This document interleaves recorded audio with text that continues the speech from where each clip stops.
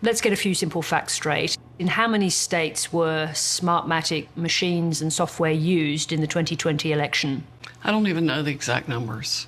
But you were making some big statements, very dramatic, critical statements about Smartmatic. You must have known what their involvement was in the election. Oh, you'd have to go look at our complaint with respect to the 4 states that we filed legal complaints in to get the details of that. A Google search would have shown you that Smartmatic was operating in one single county in California. Oh, I'm saying I think their involvement's probably a lot bigger than that.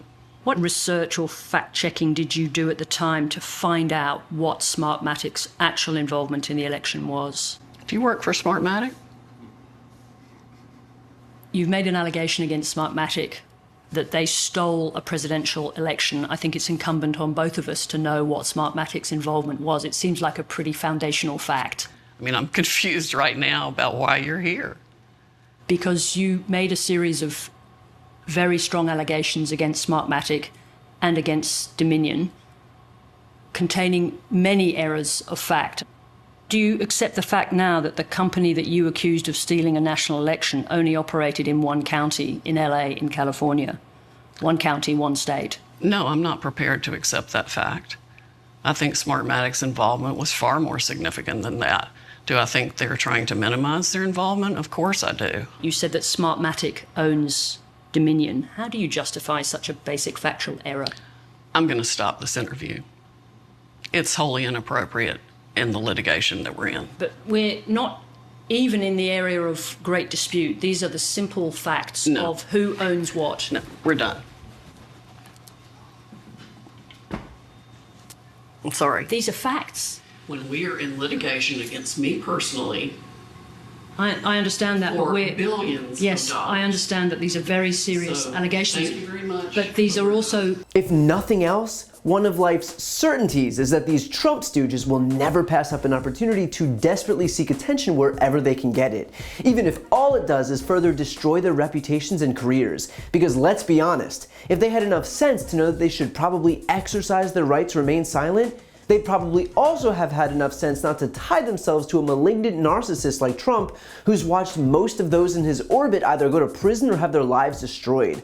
So instead, here we are. This is Australian journalist Sarah Ferguson from Four Corners confronting Sidney Powell, a lawyer and Trump ally who has dedicated herself to promoting Trump's big lie in the aftermath of the November election. Now, one of the core tenets of her argument was that Smartmatic, an elections technology and software firm, was rigging the election in Joe Biden's favor.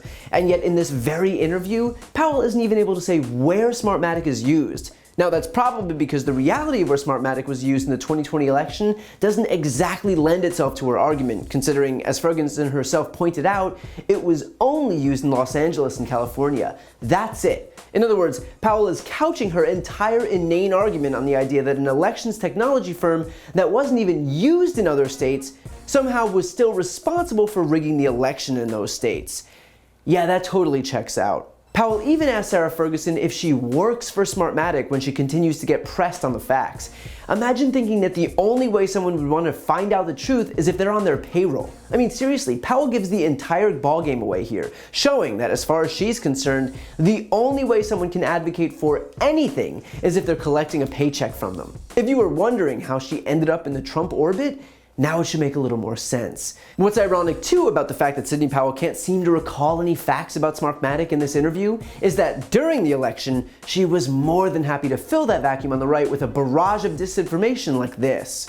We just heard about the software made by Smartmatic from Rudy, and I want to get your take on what you and I spoke about just a few minutes ago, and that is a gentleman named Peter Neffinger. Tell me how he fits into all of this. Yes, well, he is listed as its former Admiral Peter Neffinger, or retired Admiral Peter Neffinger. He is president and on the board of directors of Smartmatic. And it just so happens he's on Mr. Biden's presidential transition team that's going to be non-existent because we're fixing to overturn the results of the election in multiple states. And President Trump won by not just hundreds of thousands of votes, but by millions of votes that were shifted by this software that was designed expressly for that purpose. We have sworn witness testimony of why the software was designed. It was designed to rig elections. He was fully briefed on it. He saw it happen in other countries.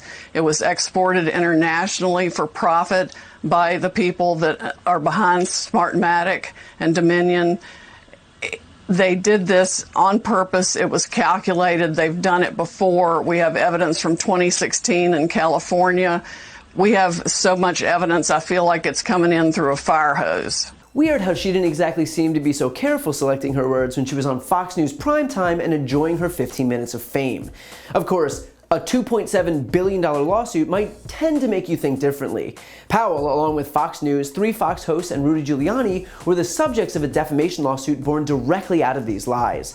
And so when Powell refuses to acknowledge even basic facts surrounding the situation before storming out of the interview, here's why. If she acknowledges basic reality, like the fact that Smartmatic only operated in LA, which wasn't even one of the states that she was disputing the results of, then she undermines her own case in the lawsuit.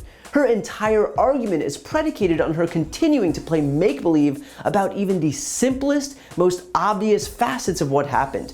Forget about digging into the details here. Sidney Powell is stuck pretending that up is down and left is right, because if she doesn't, she'll be ruined financially. Granted, she'll still likely be ruined financially, but it would just happen a little bit sooner. And yet at the end of the day, she's simply reaping what she sowed. No one forced her to spread conspiracy theories or cook up imaginary scenarios on national television. She decided all on her own to participate in this disinformation campaign. A campaign, by the way, that fits perfectly into the Republican mold. The GOP needs a boogeyman, someone to blame for stealing the election, because the truth, that 81 million Americans voted for Joe Biden, wasn't going to cut it. And so they decided that Smartmatic and Dominion were conspiring with foreign countries and, sure, Antifa, because why the hell not? And that's why Trump lost. There always needs to be a villain, someone to pin the blame on for all of their problems. Fox can't argue on the facts, so they choose boogeymen to crucify, like Hillary Clinton and George Soros and Barack Obama and Hunter Biden, and in this case, Smartmatic and Dominion voting systems. What they didn't anticipate is that, for once, the boogeymen would punch back, and it's going to end up costing these Trump acolytes an absolute boatload. So look, all it takes is a few seconds of this interview before you realize that Sidney Powell is completely full of it and doesn't actually have a clue what she's talking about besides her own desire to try and will utter falsehoods into reality. So here's to hoping that these lawsuits prove as painful for these purveyors of disinformation as possible, so that maybe they'll think twice the next time they try and subvert democracy for their own personal and partisan benefit. If you enjoyed that video and you're looking for a deeper dive, check out my podcast, No Lie with Brian Tyler Cohen. It's a no BS look at the top stories of the week, along with interviews with the top names in politics, like Vice President Kamala Harris, Jen Psaki, Elizabeth Warren, Nancy Pelosi, Chuck Schumer, Katie Porter, Pete Buttigieg, and more. Again, that's No Lie with Brian Tyler Cohen, available anywhere you listen to podcasts. Also, if you want to see more videos like this one, click the subscribe link right here on this screen to join the more than 1 million people who've already subscribed to my channel. And finally, to donate to my Don't Be a Mitch Fund, where I'm raising money for a whole raft of different voter outreach and voter registration groups in the closest states ahead of midterms in 2022, including Georgia, Pennsylvania, Wisconsin, North Carolina, and Texas. You can find that link on this screen as well. Thanks for watching.